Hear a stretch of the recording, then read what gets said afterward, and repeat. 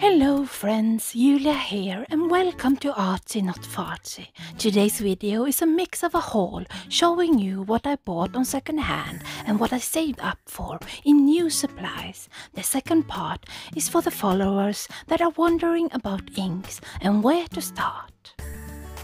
Let's start off with the second-hand portion of this haul and these gorgeous background stamps. The first, a clear stamp with bubbles or snow, whichever you like. Then I found these wonderful Hero Arts red rubber stamps with swirls and text. They have so much detail and were never used. And I always look for good background stamps to add the texture I always see.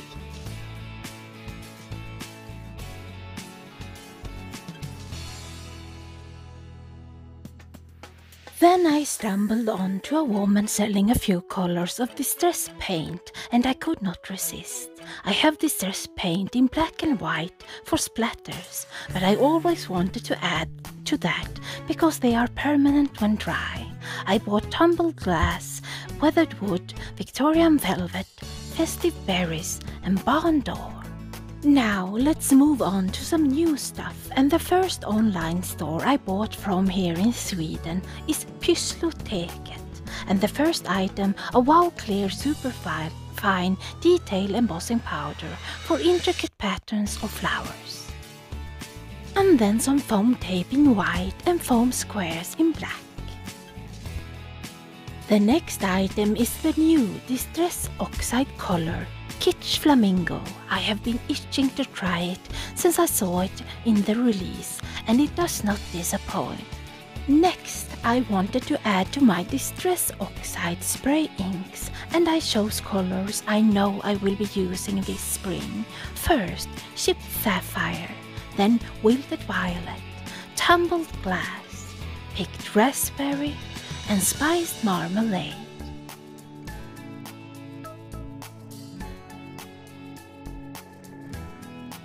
And because my Distress Oxide inkpad Black Soot is getting dry, I bought the re-inker to fill up my old pad.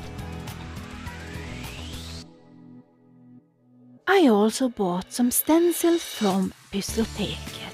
I bought an Alternew floral stencil for a specific floral stamp set I bought earlier on second hand. And these stencils and masks will make it easier to use that stamp set. Then I bought two Tim Holtz stencils that I have been eyeing since Halloween, one with this beautiful pattern and one with text. I love to use text in my mixed media work. If you have followed me from the beginning, you know I use a scoreboard to make paper look like wood.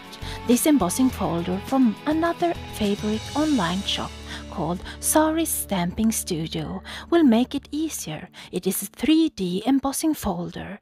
I can put my cardstock in, run it through my die cutting machine, and it will emboss a wood pattern into my cardstock. One of my favorite things in this haul is this cute steampunk stamp set from AALL Create. This world is full of steampunk gentlemen, so I welcome this steampunk girl with open arms. Sari's Stamping Studio also sells Gummiapan stamps and dies, and I bought two classic Swedish signs of spring that will come in handy on Easter cards. And of course I got some freebie dies in the form of those mini gifts. Then I bought this other embossing folder that I also had my eye on for a while and with a steampunk vibe. And from yet another scrap shop I bought the do-it-yourself archival ink pad and the Arcival Black Soot re-inker. You see, I'm quite snobbish when it comes to black. Sometimes it's important to me to have those crisp black lines and for them to be waterproof. The blackest ink I have is the Black Soot Distress ink. And I found the re-inker for waterproof Arcival Black Soot to make my own black ink pad, and I will show you how it works in a minute. Here are a few of my black ink pads. The Distress Oxide ink pad in black soot is more a dark grey because of that chalky finish. The regular Distress ink is a true black, but not permanent, and my well-used regular Arcival Black ink will stay until I know how this new ink pad will work. When I open this empty ink pad, I see that it has a firm felt pad, like most of my ink pads have, and it doesn't have any give, like a foam would.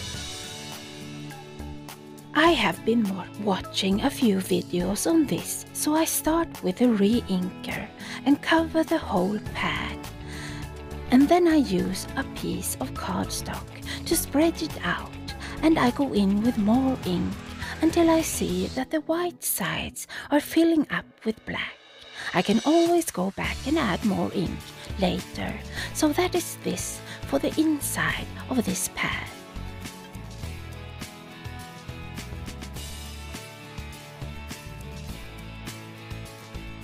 For the outside, I chose a small solid stamp and ink up with my new ink pad. I stamp on the lid of the ink pad and right at the bottom, black soot. And now my kind of homemade ink pad is done. And later I will show you some examples to show you the difference between dye inks and pigment inks and where to start. So, what is the difference between regular Distress ink and the Distress Oxide inks? In the world of inks, there are two types of inks if you simplify, dye inks and pigment inks, and they can be water reactive or permanent. Regular Distress ink is a water reactive ink with the properties that come with the dye ink, initially made to grunge up, age or distress paper. Distress Oxide ink is technically a fusion, but it behaves like pigment ink in many ways. And since I don't have many pigment inks, the Distress Oxide will be used to see the difference and see what sets the different inks apart. I'm using craft cardstock this time and swipe the two inks in the color Card Pumpkin directly against the paper. The Distress ink is translucent and sink into the paper immediately and has a vibrant color. The Distress Oxide lies on the surface of the paper and are more opaque, but it is more muted, and when dry it has a milky, chalky finish that many like. I'm using a wet wipe to show you how much easier it is to move the Distress Oxide. The regular Distress ink is harder to move and you have to work much harder to blend them. The Distress Oxide ink is creamy and easy to blend for a beginner.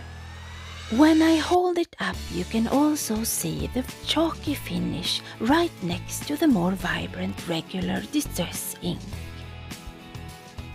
I do the same with white cardstock. I used craft cardstock before to show how the oxide is so opaque it works on top of other colors. I swipe the ink pads again, and now you see how vibrant the regular Distress ink is, but also translucent, and isn't my first choice on top of colored cardstock. The oxide is smooth and easy to move, while the regular Distress ink needs more work to have a smooth blend.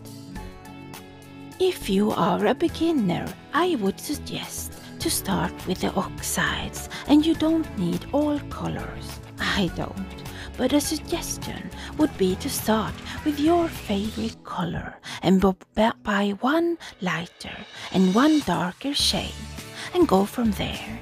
And I always have use for black and a brown too. And here you can see the samples on white, all dry. So, if you plan on using alcohol markers, you need a specific ink that won't smudge, and I use Memento Tuxedo Black ink. But when I want to use wet mediums, I use Arcival Black ink, which is an oil-based ink. Among the ink pads you can also see my Prima Color Philosophy dye inks. And last but not least, I have my Versamark clear embossing ink pad. I do hope this video was informative for beginners and those wanting to know more, and I hope you all feel as inspired as I am to do some spring crafting. Until the next time, see you very soon.